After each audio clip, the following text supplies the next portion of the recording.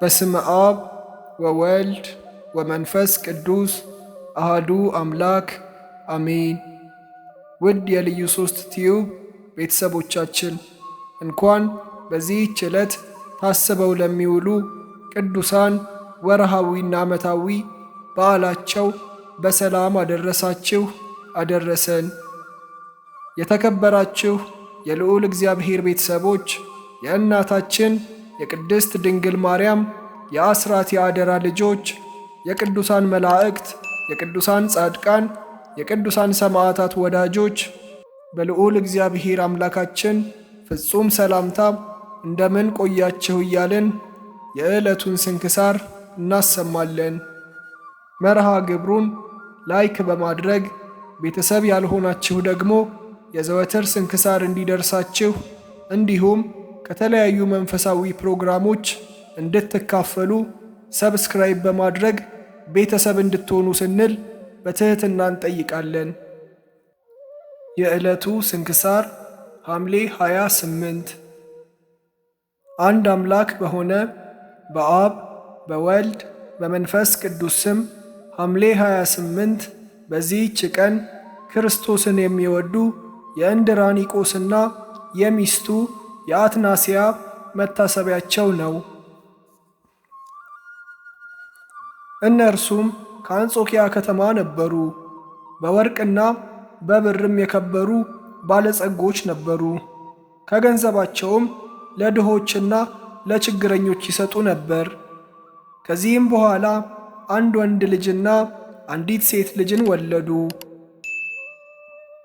ወንዱን ዮሐንስ ሴቲቱንም ማርያም ብለው ሰየሟቸው። ልጆቹም አደጉ። እንድራኒቆስና ሚስቱም እንግዳ በመቀበል ለድሆችና ለምስኪኖች በመመጽወት በጎ ሥራን አበዙ። እነርሱም መገናኘትን ትተው ሰውነታቸውን በንጽሕና ጠበቁ።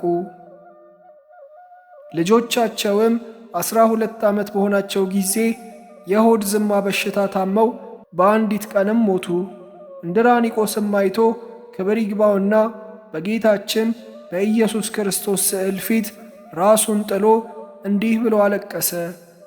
ከእናቴ ማኅፀን ራቁቴን ወጣው፣ ወደ እግዚአብሔርም ራቁቴን እሄዳለሁ። እርሱም ሰጠ፣ እርሱም ወሰደ። የእግዚአብሔር የጌትነቱ ስም የተባረከ ይሁን ለዘላለሙ አሜን። እናታቸውም ለሞት እስከምትደርስ እጅግ አዘነች። ልጆቿ ወደ ተቀበሩበት ወደ አጸደ ቤተ ክርስቲያን ሄደች። ከሐዘኗም ብዛት የተነሣ አንቀላፋች። በእንቅልፏም ውስጥ በልጆችሽ ሞት አታልቅሺ፣ እነርሱ ግን በሰማያት ደስ እያላቸው ናቸው እያለ በመነኮስ አምሳል ሲነግራት አየች። ይህንንም ሰምታ ሄዳ ለባሏ ነገረችው። ከዚህም በኋላ ይህን ዓለም ይተዉ ዘንድ ተስማሙ። ገንዘባቸውንም ሁሉ ምንም ሳያስቀሩ ለድሆችና ለጦም አዳሪዎች ሰጡ። በሌሊትም ወጥተው ወደ እስክንድርያ ከተማ ደረሱ። ሚስቱንም በዚያ ትቶ ወደ አስቄጥስ ገዳም ሄደ። በአባ ዳንኤል ዘንድ መነኮሰ። ከዚያም ተመልሶ ሚስቱ አትናስያን ወደ ሴቶች ደናግል ገዳም ወሰዳት። በዚያም ተዋት። ከ12 ዓመትም በኋላ እንድራኒቆስ ከቅዱሳን መካናት ይባረክ ዘንድ ወደ ኢየሩሳሌም ለመሄድ አባ ዳንኤልን ለመነው፣ ፈቀደለትም። በመድኃኒታችንም ቸርነት ሚስቱ አትናስያ በወንድ አምሳል በጉዞ ላይ ተገናኘችው። ሚስቱ እንደሆነችም አላወቀም፣ እርሷ ግን አወቀችው። ነገር ግን ሚስቱ እንደሆነች አልገለጠችለትም።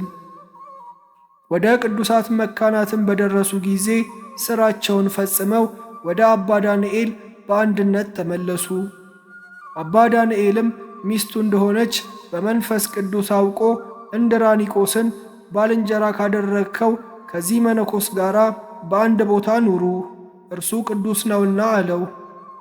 12 ዓመትም በአንድነት ኖሩ። ማንም ያወቀ አልነበረም። አባ ዳንኤልም ይጎበኛቸውና ስለ ነፍሳቸው ጥቅም ያስተምራቸው ነበር። ከዚህም በኋላ አትናስያ በታመመች ጊዜ ለእንድራኒቆስ አባታችንን አባ ዳንኤልን ጥራልኝ አለችው። ሄዶም ለአባ ዳንኤል እንዲህ ብሎ ነገረው። ባልንጀራዬ ታሞ ለመሞት ተቃርቧልና ትጎበኘው ዘንድ ና። በደረሰም ጊዜ በታላቅ ሕመም ላይ አገኛት። እርሷም ታቆርበኝ ዘንድ ሻለው አለችው። ያን ጊዜም ተፋጠነና ሥጋውንና ደሙን አቀበላት። ከዚህም በኋላ አረፈች። በሚገንዟትም ጊዜ ሴት እንደሆነች አገኙ። ዳግመኛም ታሪኳንና ለባሏ የተወቻቸውን ምልክቶች አገኙ። እንድራኒቆስም ባነበበ ጊዜ እርሷ ሚስቱ እንደሆነች አወቀ። ደንግጦም ልቡ ተሰወረ። ፊቱንም እየጸፋ ጮሆ ያለቅስ ጀመረ። ከጥቂት ቀን በኋላም ታመመ። አረጋውያንም መጥተው በረከቱን ተቀበሉ። ሥጋውንና ደሙንም ተቀብሎ በሰላም አረፈ። ለእግዚአብሔር ምስጋና ይሁን። እኛንም በእኒህ ቅዱሳን ጸሎት ይማረን ለዘለዓለሙ አሜን። በዚህችም ቀን የአብርሃም የይስሐቅና የያዕቆብ መታሰቢያ ነው። ውድ ቤተሰቦቻችን የዛሬው ዝግጅታችን ይህን ይመስል ነበር።